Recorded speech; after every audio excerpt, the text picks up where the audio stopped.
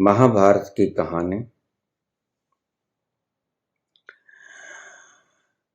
चित्रांगद और विचित्र वीर्य दो संतानें हुई सत्यावती के।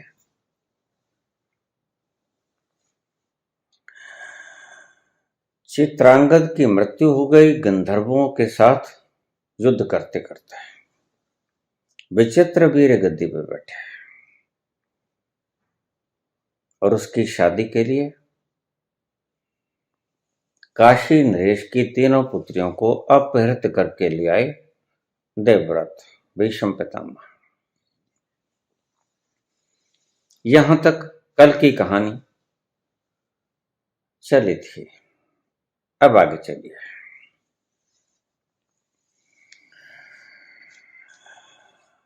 भीष्म पितामह ले तो आए अपने बलबूते, अपने बाहुबल के जोर पे, लेकिन वो तीनों लड़कियां, पहली अंबा ने कहा भीष्म पितामह को, महाराज मैं तो महाराज शार्प से प्रेम करती हूं और शार्प से ही शादी करूंगी। तुम्हारा मुझे अपहृत करना किसी भी तरह से योग्य नहीं है। भीष्म को अपनी गलती समझाई। भीष्म कहने लगे, देवी तुम निश्चिंत रहो, मैं तुम्हें वापस काशी पहुंचा दूंगा। तुम अगर शाल्व से प्रेम करती हो तो उसी से शादी कर लेना। मुझे पता नहीं था, मुझे क्षमा करना। बाकी दो काशी नरेश की पुत्र अंबिका अंबालिका, उनसे पूछा गया कि तुम हस्तिनापुर के साम्राज्य विचित्रवीर्य से शादी करना चाहती हो। वेले कुछ और थे।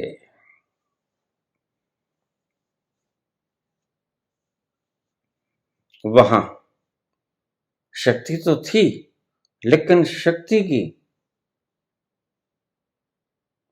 गलत इस्तेमाल नहीं की जाती थी। अब ले तो आए भीष्म पितामह, अब सबसे विचार पूछ रहे हैं। साफ मना कर दिया अंबे ने, तो उसको वापस भेज दिया गया। बाकी दोनों ने रजामंदी जाहिर की। ठीक है, हस्तिनापुर के साम्राज्य में हम महारानी बनकर रहेंगे। हम विचित्र वीर्य से शादी करने को तैयार हैं। शादी करवा दी गई। विधाता की खेल देखिए। विचित्र वीर्य की भी मृत्यु हो गई।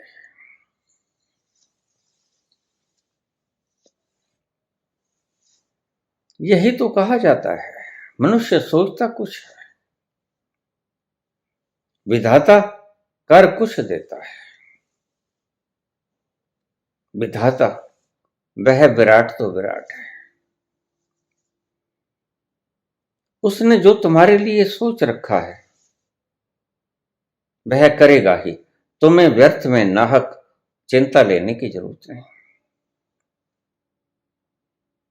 लेकिन मनुष्य अपनी ही चिंताओं में डूबा डूबा सारी उम्र गंवा देता है। अपनी फिक्र करता करता उसे मालूम नहीं कि मेरा मालिक जब मेरी फिक्र हर पल हर घड़ी करता है, तो फिर मुझे मेरी फिक्र करने की क्या आवश्यकता है। दो व्यक्तियों को एक की फिक्र नहीं करनी चाहिए। जब परमात्मा फिक्र कर रहा है सारी सृष्टि की, अपनी बनाई हुई सृजना की, तो मनुष्य खुद फिक्र क्यों करे। यही बाबा नानक ने कहा है, जो तुझे अच्छा लगता है वह कर, मैं उसी में राजी हूं जो तेरी मर्जी है, तेरा पाना मीठा लग है।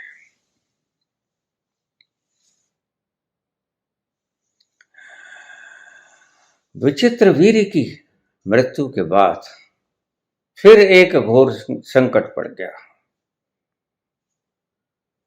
बात वही की वही,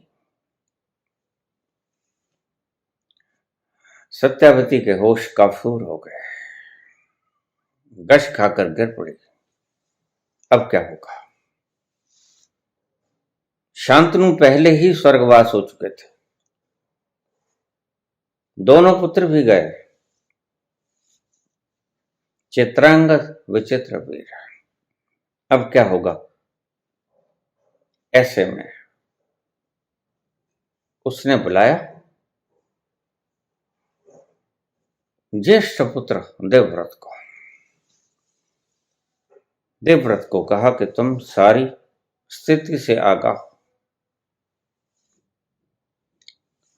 इतने बड़े साम्राज्य को संभालेगा कौन, और तुम्हारे अतिरिक्त मुझे कोई नजर नहीं आता।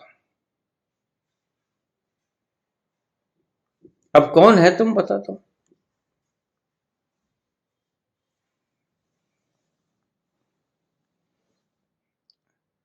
देवव्रत यहीं गलती खा गया।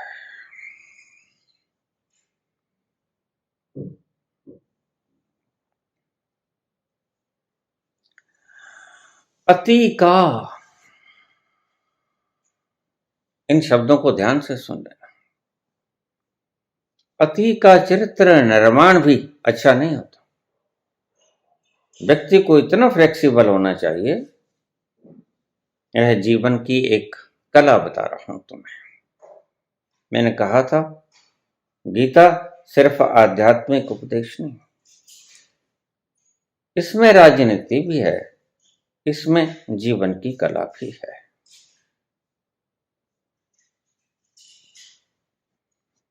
कैसे जीवन जियो और अपने जीवन को सुख और शांति से परिपूर्ण जियो।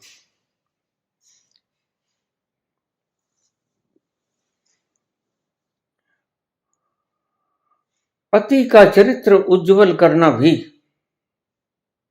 गलत है अगर संकट काल पड़ जाए तो। इसलिए हमारे शास्त्रों में एक शब्द लिखा है, काश ये भीष्म पितामह ने पढ़ लिया होता। शास्त्रों में लिखा है, आपत्ति काले मर्यादा नास्ति। जब विपत्ति पड़ जाए तो कोई मर्यादा शेष नहीं रखनी चाहिए। यह मर्यादा कि मैं आजीवन ब्रह्मचारी रहूंगा, शादी नहीं करूंगा, तोड़ देनी चाहिए थी प्रतिज्ञा। लेकिन भीष्म पितामह ऐसे व्रत लेने वाले व्यक्ति, झूठ नहीं बोलूंगा, श्वेत वस्त्र धारण करूंगा, दाग नहीं लगने दूंगा, ब्रह्मचर्य का पालन करूंगा, हिंसा नहीं करूंगा, ऐसे ऐसे अजीबो गरीब यह व्रत सही है। लेकिन शास्त्रों का यह वचन मैंने जो दोहराया, आपत्ति काले मर्यादा नास्ति, अपने हृदय में बसा लेना। जब कभी संकट काल पड़ जाए,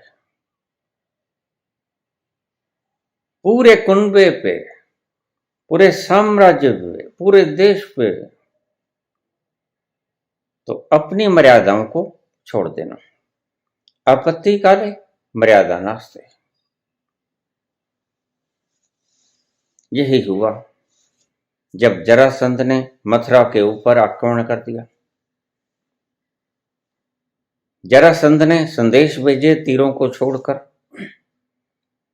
तीर गिरे राजशाही महल के करीब।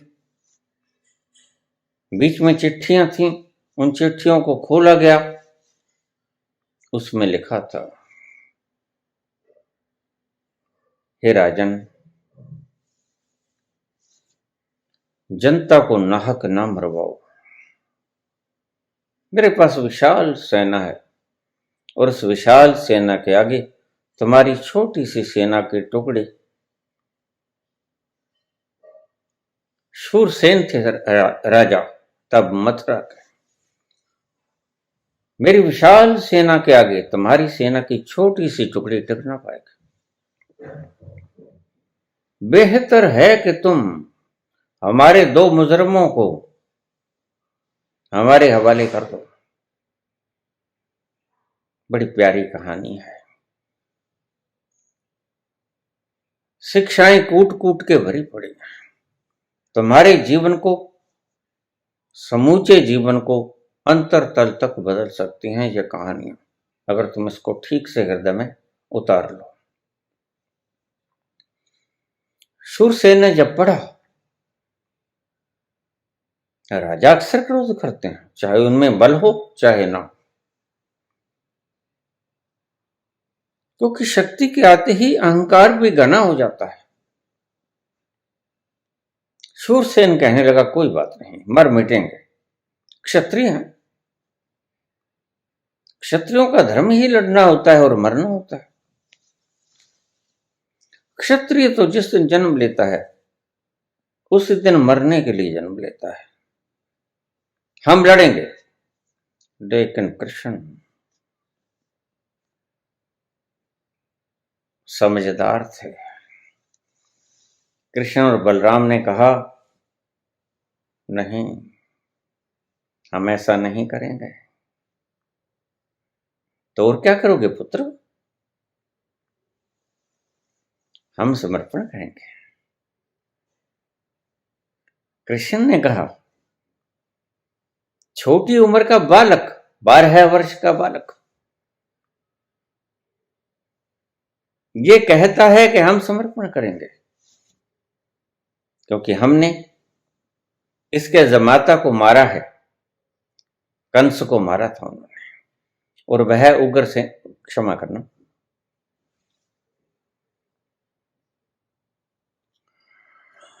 जरासंध की 2 पुत्रियां कंस के साथ ब्याही हुई थी।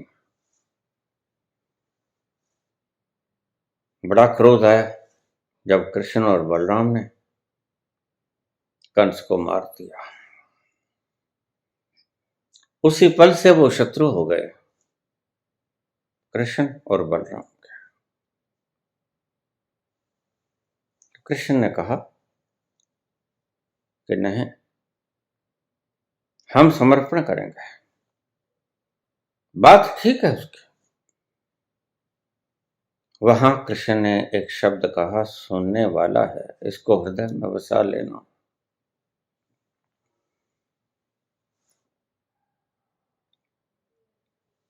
अगर 1-2 व्यक्तियों के मरने से पूरा साम्राज्य बच जाता है, गांव बच जाता है, तो 1-2 व्यक्तियों को बलि दे देनी चाहिए। और अगर एक गांव की बलि लेके एक राज्य बच सकता है, तो ग्राम को अपनी बलि दे देनी चाहिए।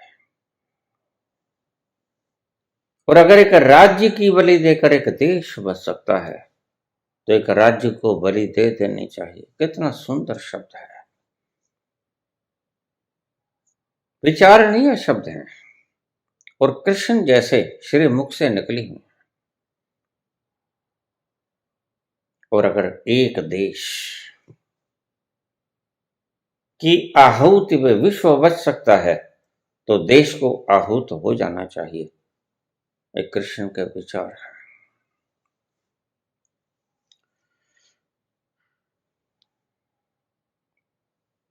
इसलिए हे राजन, हमें समर्पण करने का मौका दे दीजिए, द्वार खोल दीजिए। हम जरासंध की सेना के आगे समर्पित हो जाएंगे।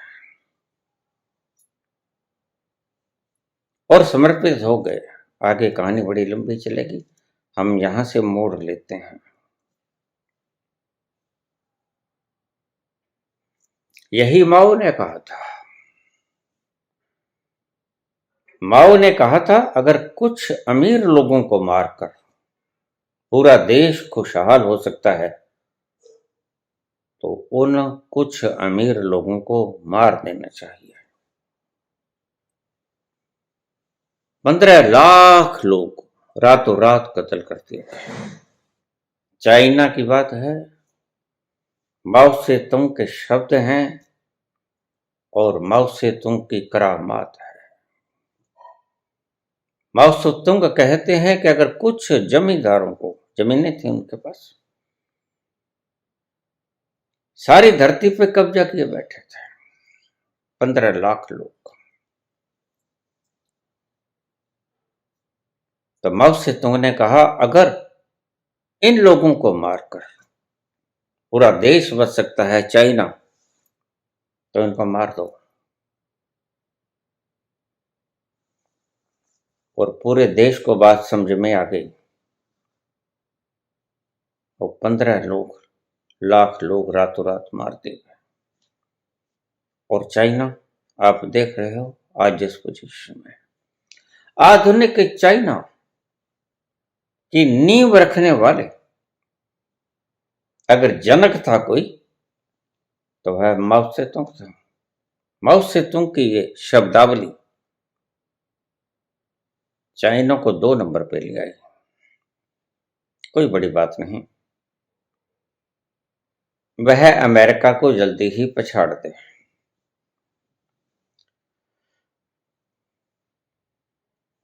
आज चाइना सबसे बड़ा एक्सपोर्टर बन गया है। सारी दुनिया का मूल स्तंभ वही है।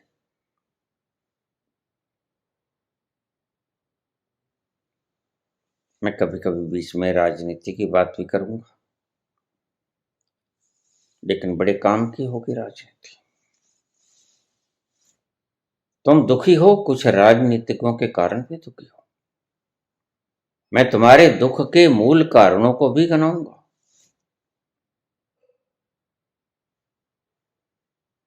कुछ राजनीतिकों के कारण दुखी हो, कुछ पूंजीपतियों के कारण दुखी हो, और इसकी जड़ काट दी माओ सेतुंग ने, हमारे पड़ोसी मुल्क ने। और आज देखिए क्या हालात है। कहां 4 के करीब ट्रिलियन डॉलर और कहां चाइना की 18 4.5 गुना ज्यादा ट्रिलियन डॉलर। हम पहले आजाद हुए, चाइना थोड़ा सा बाद में आजाद हुआ। लेकिन अगर नेता अच्छे हों, जनता उसका साथ दे, तो कोई भी देश तरक्की करने से चूक नहीं सकता। आपसी विश्वास देशों को बनाने और ध्वंस करने में मुख्य भूमिका निभाता है। थोड़ा आगे चले,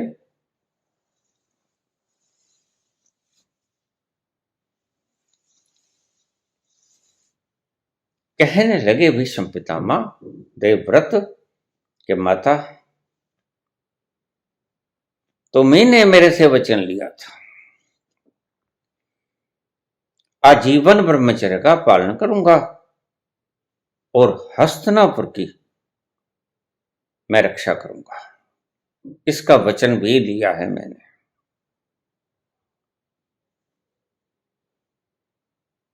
सत्यवती बोली, पुत्र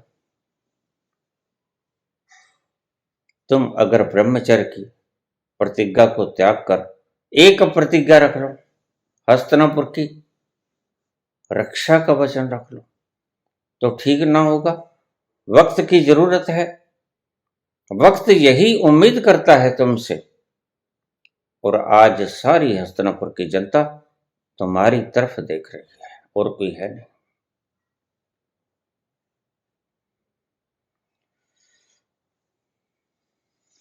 अंधेरा ही अंधेरा था। कल चमन था, आज एक सहरा हुआ। देखते ही देखते ये क्या हुआ। कल चमन था, आज एक सहरा हुआ। देखते ही देखते ये क्या हुआ। कल चमन था। सारा हस्तिनापुर की जनता भीष्म की तरफ आंखें गड़ा के देख रही हैं कि भीष्म अपनी प्रतिज्ञा को तोड़कर गद्दी को संभालने का दायित्व भी बनता है, कर्तव्य भी बनता है।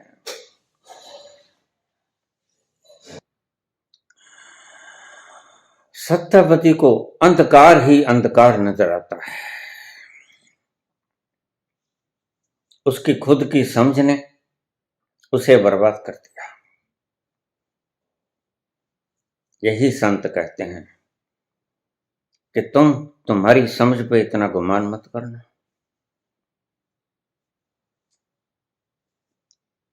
उसकी समझ के आगे तुम्हारी समझ बड़ी छोटी है। गुमान करना तो उसकी समझ पे करना और उसके चरणों में समर्पित हो जाना, फिर गुमान करना। अपनी छोटी सी बुद्धि के बल पर गुमान मत करना बंदे। इतना बड़ा शौक, सब पासे पूठे उल्टे पड़ते चले गए और सत्यावती की हालत पागलों जैसी हो गई। सोचता हूं अपने घर को देख कर,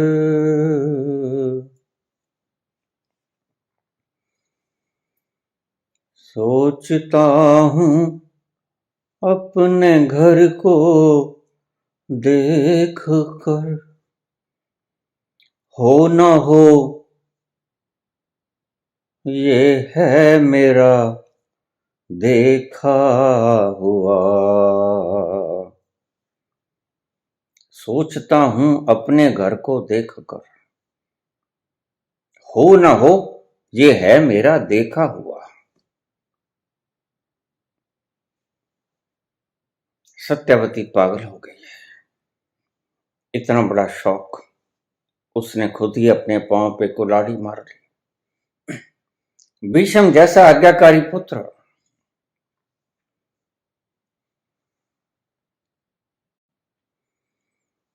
तिनके से तिनका जोड़कर एक छोटा सा घर बनाया था। सत्यावती के अरमानों को भयंकर बाढ़ ने बहा दिया। एक छोटा सा था मेरा आशियां,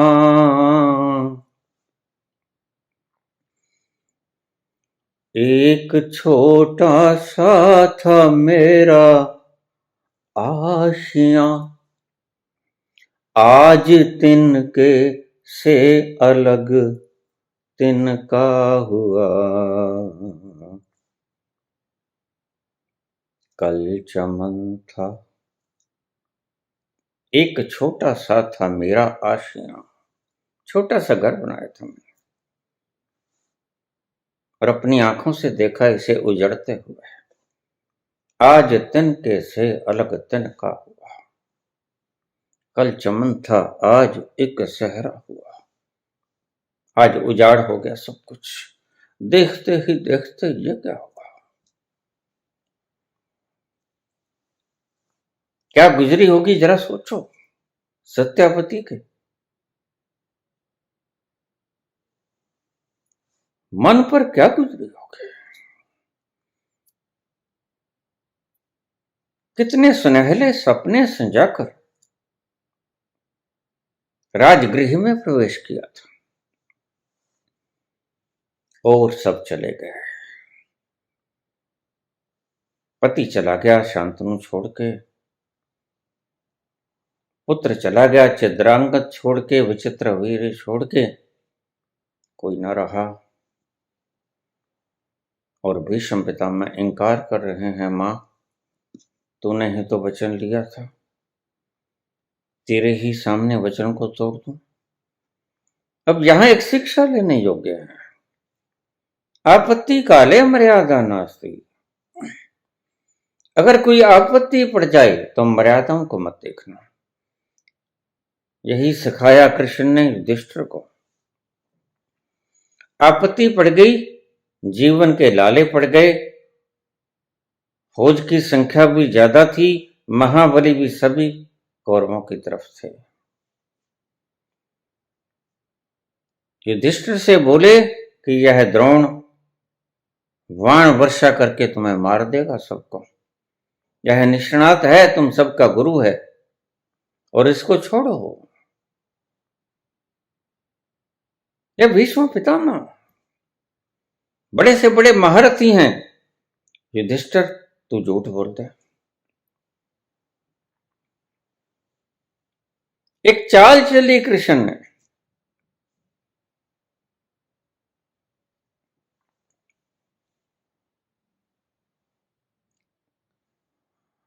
अश्वत्थामा नाम का एक हाथी, उसको गदा प्रहर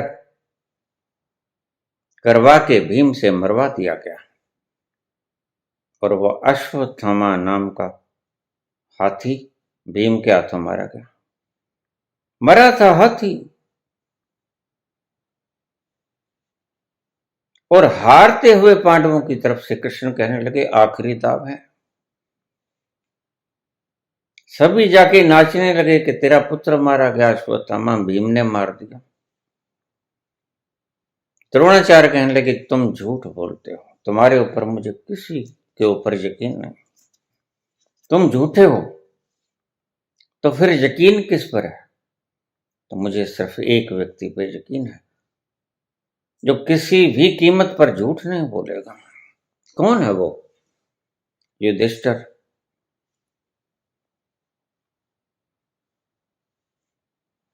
श्रेष्ठ पांडव,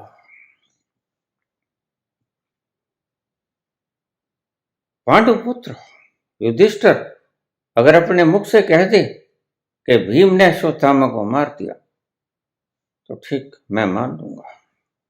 इकलौता बेटा था, गुरु द्रोण का इकलौता बेटा था। अश्वत्थामा बड़ा महारथी था, सब विद्याएं थी उसके पास, जो अंतिम विद्या होती है वो भी थी उसके पास।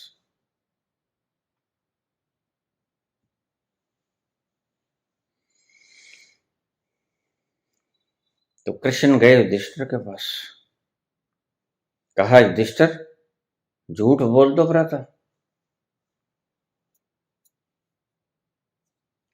युधिष्ठिर वही बात करने लगे, कैसे बोल दूं झूठ, मैंने व्रत ले रखा है।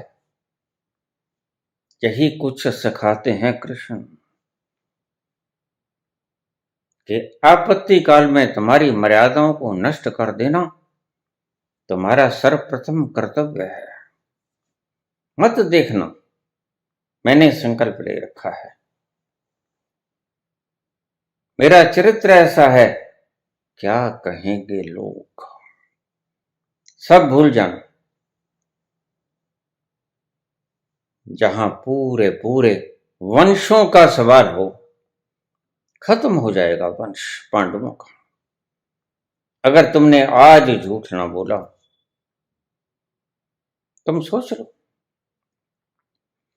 न तुम रहोगे, न तुम्हारे भाई रहेंगे, न तुम्हारा परिवार रहेगा, न तुम्हारे पुत्र रहेंगे, कुछ नहीं बचेगा, और झूठे जीत जाएंगे, सत्य हार जाएगा। कृष्ण कहने लगा मैं तो जानता हूं सच्चा कौन है। और वेद व्यास लिखते हैं एक जगह पे, सत्य वही है जहां श्री कृष्ण है। उस तल पर गया हुआ व्यक्ति जिसके साथ खड़ा हो जाएगा वो सच्चा होगा। झूठे के साथ वो खड़ा ही नहीं होता। कृष्ण जब साथ देते हैं तो सच्चे का ही साथ देते हैं। बस कृष्ण का संग देख के समझ जाना कि यह व्यक्ति सच्चा है। युधिष्ठिर थोड़ा थोड़ा खिसकने लगा। मृत्यु के भय से कौन नहीं कांपता। युधिष्ठिर भी कांप गया।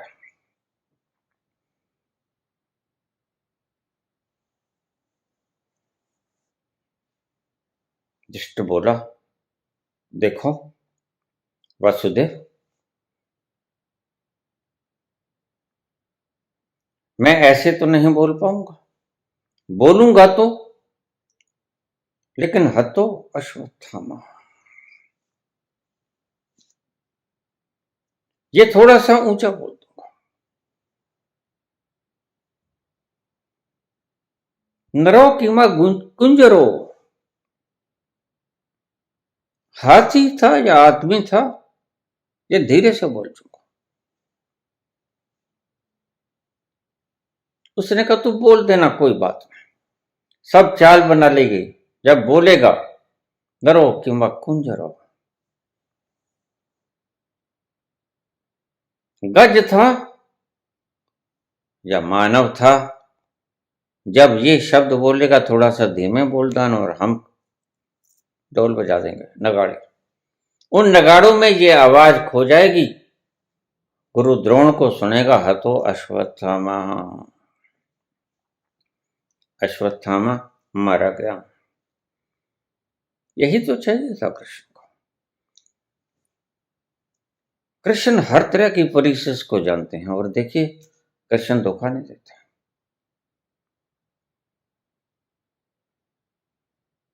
कृष्ण जो करते हैं ठीक करते हैं। इसीलिए लव से जैसे, कबीर जैसे, नानक जैसे लोग कहते हैं कि वह जो करता है ठीक करता है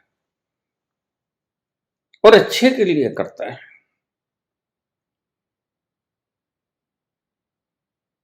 उस तल पर गया हुआ व्यक्ति झूठ नहीं बोलता।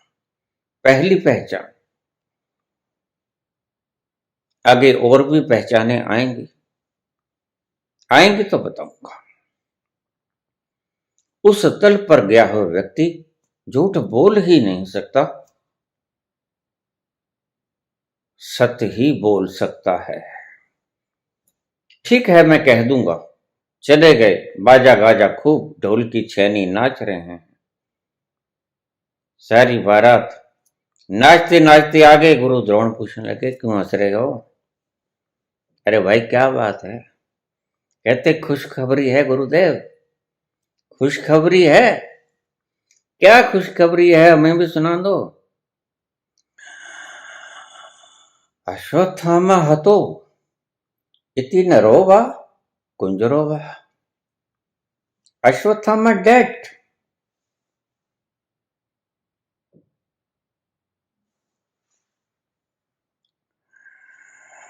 knew not whether man or elephant। और जैसे ही उसने कहा, आदमी था या हाथी था, तो बड़ी ऊंची आवाज से शोर मचा दिया गया। नगाड़े ढोल नाचने लग गए, हो हल्ला करने लग गए। उस हो हल्ले के शोर शराबे के बीच में ये शब्द गुम हो गए। दूर खड़े द्रोणाचार्य के कानों में सिर्फ आवाज यही पड़ी युधिष्ठिर की, अश्वत्थामा हतो, अश्वत्थामा मारा गया।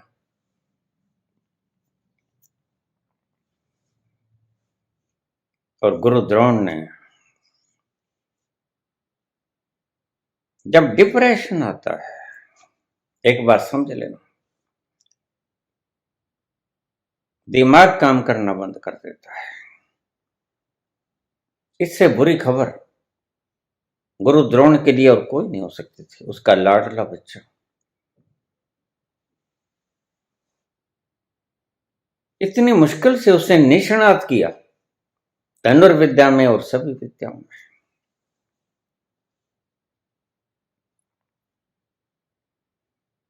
वह मारा गया, याद नहीं रहा, भूल गया। भूल गए गुरु द्रोण कि मैंने ही उसे वरदान दिया है अमरता का। गुरु द्रोण ने अपने ही पुत्र को वरदान दिया था अमरता का, उस क्षण भूल गए।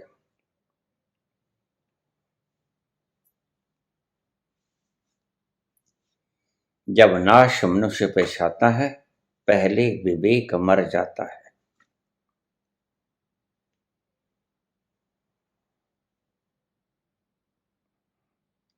इतना निराशाजनक स्थिति में डूब गया कि शस्त्र फेंक दिए, रथ से नीचे आ गया, धरती के ऊपर बैठ गया चौकड़ी मार के। क्या करे, इससे बड़ी निराशा और क्या। एक ही पुत्र, इतना गुणी ज्ञानी, सभी कलाओं में दक्ष, वह मारा गया। शस्त्र त्याग दिए, रथ से नीचे आ गया, धरती के ऊपर चौकड़ी मार के बैठ गया। यहां एक बात और समझ लेने जैसी है। धृष्टद्युम्न पांडवों की सेना का कमांडर था। अब ये बात थोड़ी समझ लेने जैसी है, हृदय में उतार लेना, ये काम आएंगे आपकी जिंदगी में। जिंदगी अकेली अध्यात्म नहीं है, जिंदगी सांसारिक भी है, सामाजिक भी है, राजनीतिक भी है। यहां सभी बातें इंटरमिंगल्ड हैं, आपस में जुड़ी हुई हैं।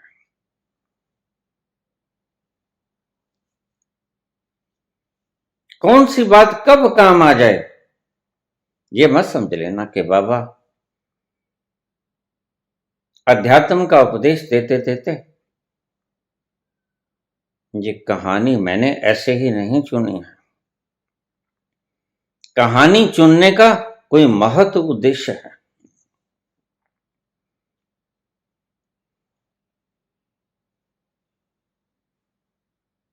एक बड़ी बात राजनीतिज्ञों के लिए बता दूं,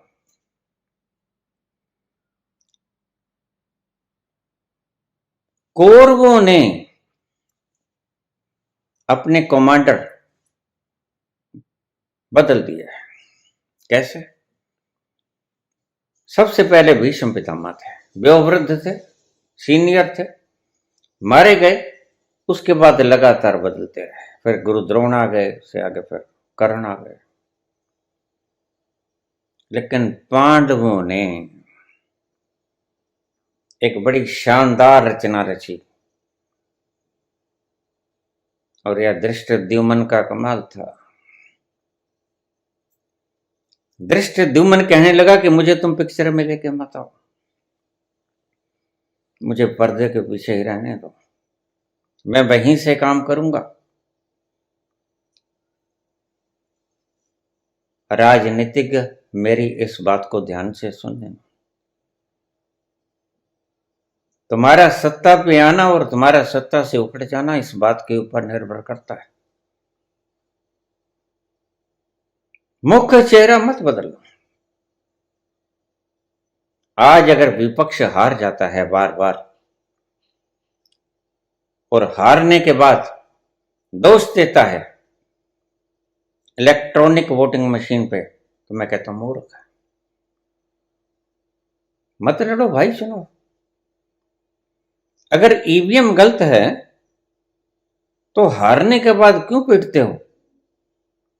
वोटों से पहले पीटो और नहीं लड़ेंगे चुनाव। अभी अभी वोटिंग होके हटी। तो महाराष्ट्र में हारने के लिए इतनी बाधा की जाती है, और झारखंड में जीत गए उसकी बात ही नहीं होती। इलेक्ट्रो वोटिंग मशीन तो वहां पर भी थी। जहां जीत जाते हो कोई शोर शराबा नहीं, जहां हार जाते हो वहां ईवीएम गलत है या ड्यूल पॉलिसी नहीं चलेगी। तुम एक निर्णय लो सभी बैठकर। तुम्हें एक फार्मूला बताता हूं,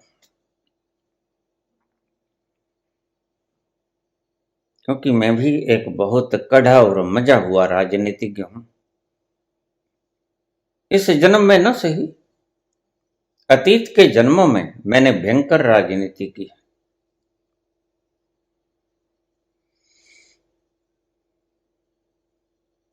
कमांडर एक रखो और ऐसा चेहरा रखो जो छा जाए। सबसे पहला तुम्हारा हारने का कारण तुम्हें पता नहीं। तुम्हारे हारने का कारण है तुम्हारे पास एक चेहरा नहीं। प्रतिद्वंदी के मुकाबले तुम्हारे पास जो चेहरे हैं जिन्हें तुम बड़ा कहते हो, बराबर बढ़ते नहीं, यहीं तुम मार खा जाते हो। दूसरी तरफ कौरव और पांडवों में यद्यपि धृष्टद्युम्न की कोई औकात नहीं थी, भीष्म पितामह क्या कहे, बच्चे लगते थे भी बच्चे, लेकिन फिर भी मार दिया जाता है अर्जुन के द्वारा। रोमा रोमा बीन दिया जाता है बाणों से। और यह पॉलिसी धृष्टद्युम्न की। मुझको दूर रखना, मेरे चेहरे को दूर रखना। मैं आराम से तुम्हारा सारा नक्शा बनाऊंगा, किसने लड़ना, कैसे लड़ना, कौन आगे होगा, सारी व्यवस्था मैं करूंगा। लेकिन पर्दे के पीछे बैठ के घोषणा कर दो मेरे नाम की। पांडवों ने घोषणा कर दी कि धृष्टद्युम्न द्रौपदी का भाई पांडवों की तरफ से सेनापति होगा और कौरवों की तरफ से भीष्म पितामह। कोई मुकाबला नहीं। सोचने वालों ने सोचा, पहले ही पड़ाव पे ये हारे पड़े।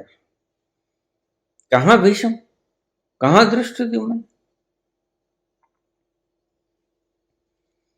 और द्रोणाचार्य और धृष्टद्युम्न के बाप और द्रौपदी के भी बाप द्रुपद राजा थे,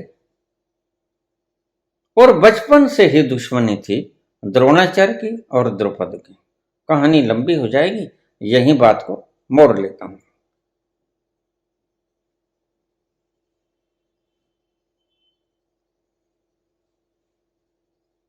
फ्रांस में कहावत है, जिस सेना में सभी कमांडर हों उस सेना को मरते हुए देर नहीं लगती। मेरे इन शब्दों को हृदय की अंतरम गहराई में लिख लेना। जिस सेना में सभी कमांडर हों वह सेना शीघ्र ही समाप्त हो जाती है और विपक्ष के हारने का कारण ही है। तुम आपस में एक दूसरे के विरुद्ध ही प्रतिद्वंदी खड़े कर देते। तुम ना हारोगे तो और पड़ोसी हारेगा, और तुम्हारे विरोध में जो है वह एक है, उसका चेहरा एक है। वर्षों दर वर्षों उसका एक चेहरा चल रहा है। उनकी कामयाबी का कारण यही है, कुछ करें ना करें कोई फर्क नहीं पड़ता। देश चाहे एक आदमी के हाथ में दे दे तुम कुछ ना कर पाओगे। क्यों? क्योंकि तुम्हारी मूल पद्धति गलत है।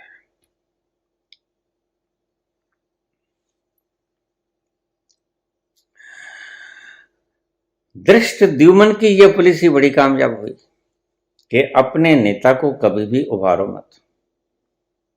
नेता आगे नहीं चलना चाहिए, नेता छुप के रहे, बीच में आए,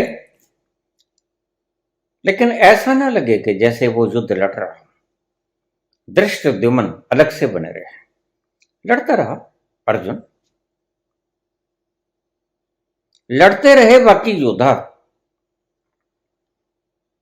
लेकिन धृष्टद्युम्न जो सारी सजाते थे सेना के रंग ढंग को, वह सजाकर एक और हो जाते थे। सारे दिन का काम काज बता दिया और एक तरफ हो गए। बीच बीच में से जरूरत पड़ी तो बताते रहे। यह कारण था पांडवों के कमजोर होने के बावजूद युद्ध का जीत जाना। तुम जानते ही होगे, पांडवों के पास और कौरवों के पास 1.5 गुना सेना का फर्क था। 7 अक्षौणी सेना पांडवों के पास, 11 अक्षौणी सेना कौरवों के पास, कुल मिला के 18 अक्षौणी सेना।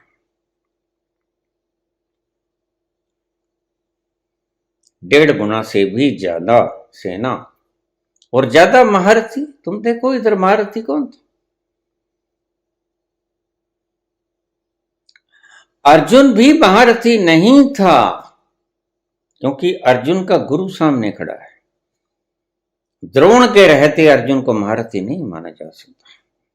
गुरु द्रोण से सीखा है। और भीष्म खड़े, शल्य हैं, सभी को अपनी पार्टी में रला लिया। शल्य आ रहे थे युद्ध में भाग लेने के लिए, दुर्योधन बड़ा चालाक निकला। दुर्योधन बाहर से ही उसे रिसीव करके ले आया, अपने तंबू में खूब सेवा की सेवा से पिघल गया। हालांकि मामा तो था वो अर्जुन का, कुंती का भाई था, लेकिन देवकी का भाई था, लेकिन सेवा इतनी की उसने, कोई छल से, कोई बल से, कोई खरीद लो, साम दान दंड भय, ये राजनीति है। तो सेवा से प्रसन्न हुआ, वो कहने लगा, दुर्योधन तुमने सेवा बहुत की मेरी, अब मैं कैसे विपक्षी धड़े में जाऊं, मैं तो तुम्हारी ओर से ही लड़ूंगा। जिसमें जो कमजोरी है वो पकड़ लो। अब शल्य की कमजोरी थी सेवा करवाना, अच्छा खाना, अच्छा आराम, वो पकड़ लिया दुर्योधन ने। ऐसे काबू किया सभी, किसी को खरीद लिया, किसी को पार्टी तोड़ के आधे इधर ले आए, आधे उधर ले आए। व्यूह रचना बनाने में दक्ष था और व्यूह रचना बनाने में इधर यह भी दक्ष था। कुछ जगह वो मात खा गए, कुछ जगह ये मात खा गए। अभिमन्यु के मामले में पांडव मात खा गए।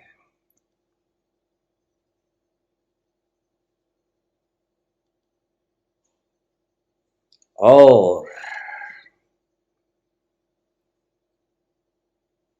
दुर्योधन के जीजा जयद्रथ, उसको मारने में कौरव मार खा गए।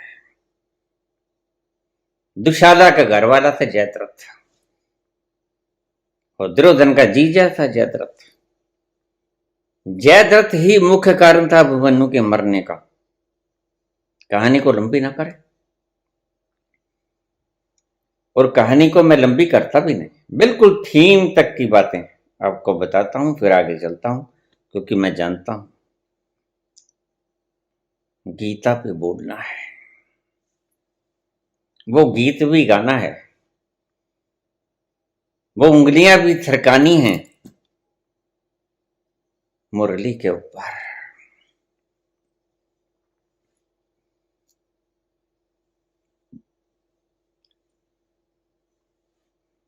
तो चला ये सारा, सत्यवती हार गई थी, उसकी बुद्धि ने विवेक खो दिया था। अब एक बात और ध्यान में रखना, गीता भरी पड़ी है, गीता की कहानी भरी पड़ी है शिक्षाओं से, आदमी को जीना कैसे चाहिए। अब यहां तो मैं और कुदरत का पॉइंट बता देता हूं। जहां तुम थक जाते हो बिल्कुल निराशा से, कुंती ने ऐसे ही नहीं दुख मांग लिया था। जब हार जाते हो तुम पूर्णतया से, तो क्या होता है, जब परिस्थितियों से हार जाते हो अक्सर लोग सुसाइड कर लेते हैं। और वही बेला होता है, अगर थोड़ी सी देर और ठहर जाएं तो परमात्मा का सॉल्वेशन आने को ही होता है। घोर विकट परिस्थितियों में अगर तुम थोड़ा सा धीरज रख लो, क्यों कहता हूं मैं, क्योंकि घोर विकट परिस्थितियों में बुद्धि से लड़ा नहीं जाता। बुद्धि हथियार फेंक देती है, और हथियार फेंकने का मतलब है समर्पण कर देना, और समर्पण करने का मतलब है उसका विराट का उतर जाना। तुम हारे, तुमने हथियार फेंके, तुमने अपनी समझ सियानप छोड़ दी, फिर वो उतरना शुरू हुआ। समर्पण के भाव में जब तुम थक जाते हो कि मैं कर सकता हूं, तब वो उतरता है। मैं इसीलिए कहता हूं कि या तो जाप करो मत, पाठ पूजा तप अरदास या तो करो ही ना, सीधा सीधा प्रवेश कर जाओ अपने ही भीतर, जाना तो अपने ही भीतर है। या फिर इतना करो कि तुम टूट जाओ, थक जाओ, हार जाओ, और फिर तुम कहो जिंदगी के आईने को तोड़ दो, जिंदगी के आईने को तोड़ दो, इसमें अब कुछ भी नजर आता नहीं, कोई सागर दिल को बहलाता नहीं। जब कोई सागर दिल को ना बहलाए और बेखुदी में भी करार ना आए, और समर्पण की घड़ी होती है, तुम्हारा अहंकार टूट जाता है। अहंकार टूटा तो उसने आना शुरू कर दिया, और बस तुम इतने में ही फैसला लेते हो, तुम कहते हो खत्म कर दो जिंदगी को, जिंदगी के आईने को तोड़ दो। ये फैसला लेने से पहले 2 घड़ी रुक जाना। यही वक्त है उसके गगन मंडल से तुम्हारे लिए कोई आदेश आने का इंतजार था कि तुम कब टूटो।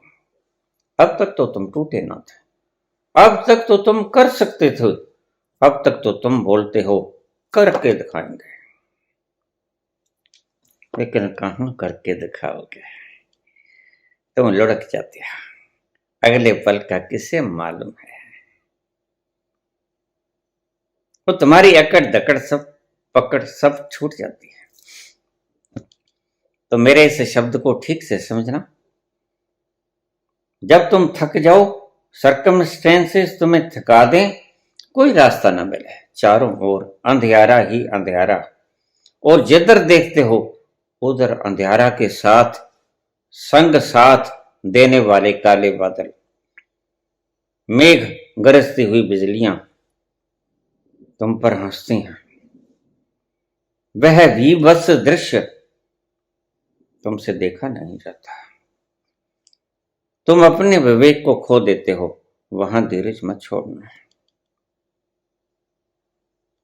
एक धीरज ही रखना, मैं सदा से कहता हूं, धीरज और प्रतीक्षा, इन दोनों को मत छोड़ना किसी भी हालत में। धीरज रखोगे तो बस इधर तुम्हारी बुद्धि, तुम्हारा अहंकार टूटा, तुमने मृत्यु को अपनाया, जिंदगी के आईने को तोड़ दो। इसमें अब कुछ भी नजर आता नहीं। जैसे ही तुमने मृत्यु को अपनाया, हृदय से स्वीकार किया, भीतर तो आएगा लेकिन मर ही मत जाना। मरने की आएगी बात लेकिन मर ही मत जाना। फिर इंतजार करना 2 घड़ी का। ऊपर से तुम्हारे लिए फैसला आ ही रहा है और तुम पाओगे बस थोड़ा सा वक्त गुजरा कि वह फैसला आ गया और उस फैसले ने तुम्हारी इस मृत काया के भीतर जीवन डाल दिया। सत्यावती को चारों ओर अंधकार के बादल ही बादल नजर आते थे। विपत्ति और विषाद से युक्त मनस को लिए लिए सत्यावती को कुछ नहीं सूझ रहा था। उसने समर्पण कर दिया उसके बुद्धि ने, और तत्क्षण शब्दों को ध्यान से समझ लेना। ये शब्दों को रिकॉर्ड करके रख लेना अपने पास। सत्यावती की बुद्धि ने जवाब दे दिया।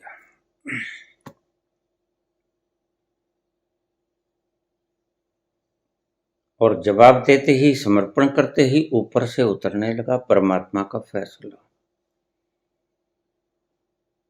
झट से याद आया सत्यावती को। कौन याद आया? अपना पहला पुत्र जो ऋषि पराशर से हुआ था। मैंने कहानी सुनाई थी। वेद व्यास, कृष्ण द्वैपायन भी कहते हैं उन्हें।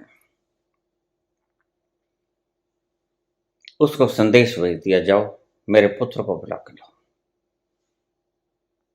तत्क्षण आ गया। हुक्म करो माते, ये देखो क्या हो गया है। देख रहा हूं माते। फिर अब क्या होगा? अब देखिए, आज भी कमेंट आए हैं कुछ।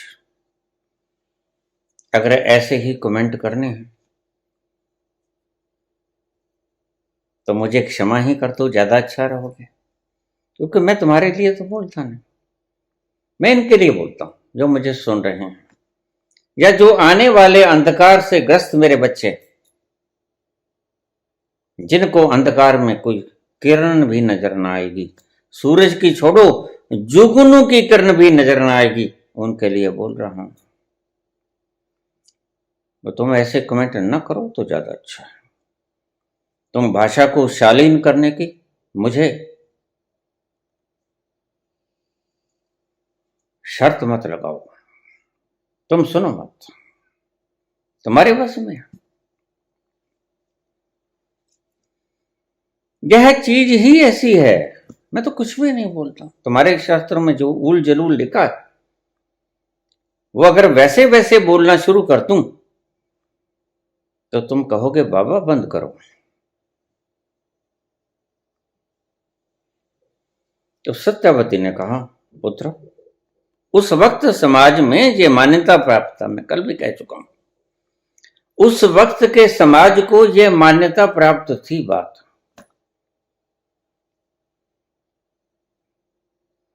एक चली गई थी काशी पुत्री, 2 पुत्रियां काशी नरेश की थी। अंबा चली गई थी, अंबालिका और अंबिका, ये 2 थी। उनके कोई औलाद नहीं था। अब विचित्रवीर्य भी मर गया, चित्रांगद पहले ही मर गया था, औलाद कोई थी नहीं। फिर वही संकट। और इधर जवाब दे दिया, कहता मैं नहीं छोड़ता अपनी भीष्म प्रतिज्ञा को। यही मैं सबसे बड़ी बेवकूफी मानता हूं। मैंने कहा मूड था वो, कृष्ण की तरह होता फ्लेक्सिबल, क्षण लगता क्षण, लेकिन कृष्ण की तरह फ्लेक्सिबल नहीं था। इसी कारण से मैं कहता हूं सारे महाभारत में सभी कत्लो गारत का अगर कोई जिम्मा आता है तो एक व्यक्ति पे आता है और वो है देवव्रत भीष्म पितामह। अगर वो बैठ जाते उस वक्त गद्दी पर, कुछ ना होता, कोई चैलेंज नहीं, कोई कुछ नहीं। खैर, सत्यावती ने कहा देखो अब क्या हाल है, अब क्या करोगे? माते तुम ही हुक्म करो, क्या होना चाहिए? सत्यावती ने कहा पुत्र, इन बहुओं को गर्भवती कर दो। आखिर कोई औलाद होगी तो हस्तिनापुर पर राज करेगी। तब तक क्या होगा माते? तब तक देवव्रत कहने लगा मैं संभालूंगा, बच्चों को मैं पालूंगा। हस्तिनापुर की रक्षा का दायित्व मेरे पास, कमांडर इन चीफ मैं, सारी सेना मेरे हाथ में, मैं संभालूंगा हस्तिनापुर को, तुम फिक्र मत करो, इन बच्चों को मैं पालूंगा। ठीक है। अब क्या हुआ? फिर वही शाम, वही गम, वही तन्हाई है। सरकारी सांड तो होते ही है। मैंने कहा अंबिका और अंबालिका दोनों गर्भवती हो गए। समाज में उस वक्त मान्यता थी, तीसरी एक दासी थी। कौन लोभ को त्याग सकेगा? कृष्ण द्वैपायन जैसा अद्भुत व्यक्ति सामने हो।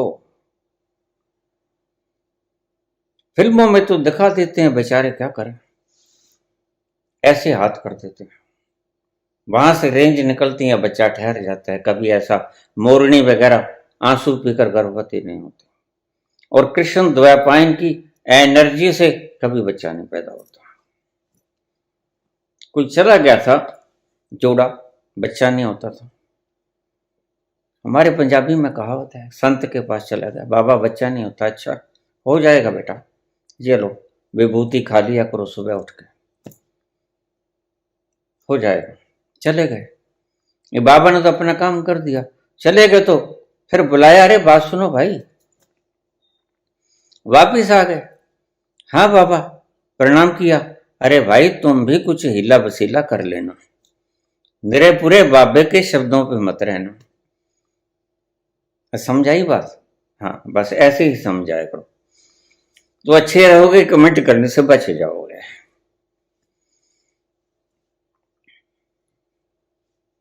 ऐसा मत करो।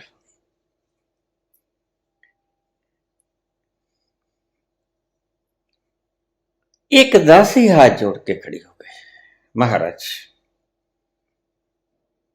मुझे भी संतान की बड़ी उमंग है, मेरे पे भी कृपा कर दो। कृष्ण द्वैपायन ने उस पर भी कृपा कर दी। तुम आशा मत करो, मैं तुम पहले कहा है। तुम्हें हंसता देखकर मेरी भी हंसी फूट जाती है, कृपा कर दो। थोड़ी देर में 3 बच्चे हुए, फिर गड़बड़ पैदा हो गई। एक तो हुआ अंधा धृतराष्ट्र, वो तो बड़ा था। दूसरा हुआ पांडु रोग से ग्रसित, उसके खून ही नहीं बनता था, इसलिए उसका नाम पांडु रखा, पांडव। वह पांडव रोग से ग्रस्त था। पांडु रोग होता है आयुर्वेद में, जो आयुर्वेद लोग जानते हैं वो समझते हैं। पांडु रोग यानी खून नहीं बनता, पीले रहते हैं, वो पीला था। अब वो अंधा, यह पीला, लेकिन देख सकता था, कोई आपत्ति नहीं थी, क्योंकि संभालने वाला तो एक व्यक्ति बैठा है। राज तो सही वो ही कर रहा है, सभी आफतों से बचाएगा, युद्धों में लड़ेगा। कौन? देवव्रत भीष्म पितामह। तो अब जो देख नहीं सकता उसको क्या बैठाना? पांडु को बैठा दिया कि तुम बैठो भाई। राज करता रहा पांडु। आगे की कहानी वक्त फिर हुआ जाता है।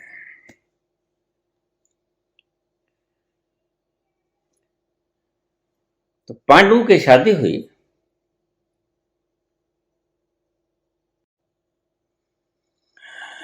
कहानी है कि कुंती प्रार्थना कर रही थी सूर्य भगवान के। दुर्वासा गुजर रहे थे। दुर्वासा के चरण स्पर्श किया। दुर्वासा बोले कल्याणमस्तु। क्या कर रही हो कुंती? मैं भगवान सूर्य की प्रार्थना कर रही हूं। उसको खुश कर रही हो? हाँ। तो मैं तुम्हें मंत्र बता देता हूं। तुम इस मंत्र को, मंत्र का मतलब फार्मूला होता है। पहली बात तो तुम्हें बता दूं, मंत्र का मतलब ओम ह्रीम श्रीम किम नहीं होता। मंत्र का मतलब होता है फार्मूला। तुम्हें फार्मूला बता देता हूं। ये जो तुम फार्मूला बताते हो ना किसी मैथ को हल करने के लिए, ये सब मंत्र होते हैं। तो मंत्र बता देता हूं। कहती ठीक है बता दो। उसने वो मंत्र बता दिया, फार्मूला। वो करने लगी कुंती। और कहते हैं कि सूर्य प्रकट हो गए। सूर्य प्रकट हो गए और सूर्य कहने लगे अब मैं आ ही गया हूं। तुम फिर हंस पड़ते हो। अरे भाई क्या करें, तुम्हारी आज की सभ्यता अगर ऐसी है तो क्या करें। कुंती गर्भवती हो गए। सरासर झूठ है।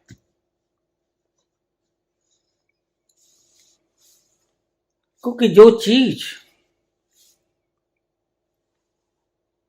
15 crore 90 lakh kilometre away from earth, 15 crore 90 lakh kilometre सूर्य दूर है यहां से, और 384 3,84,000 किलोमीटर दूर है चंद्रमा। 15 करोड़ 90 लाख किलोमीटर दूर है सूर्य। सूर्य अगर यहां आ जाए तो कुंती क्या सारी धरती खाक हो जाती। लेकिन ये सूर्य भगवान की पूजा कर रहे हैं। बस अंध भक्तों में यही खुशनुमा चीज है। हंसाते बहुत हैं। गोबर खा लो, मूत्र पी लो, बड़ी हंसी आती है। चलो, और जिंदगी में विषाद है, कम से कम इनकी बातों पे हंस लेते हैं। तो सूर्य भगवान उतरा है और पृथ्वी को कुछ नहीं हुआ। कुंती गर्भवती होगी। कर्ण का जन्म हुआ। कवारी थी, बक्से में बंद करके बहा दिया। चलो, उसके बाद उसकी शादी हो गई।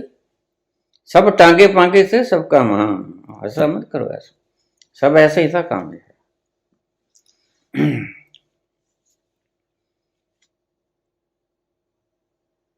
तो सूत पत्र कहलाया।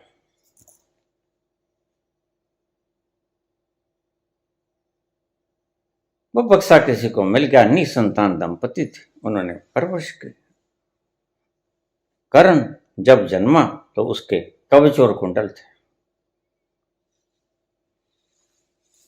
सूर्यपुत्र था।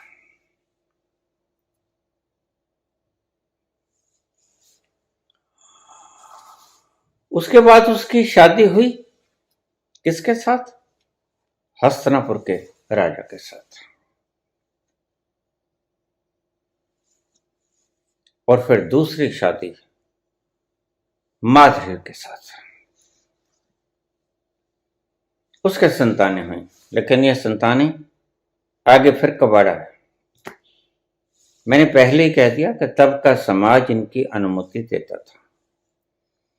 सूर्य का पुत्र कर्ण हो गया।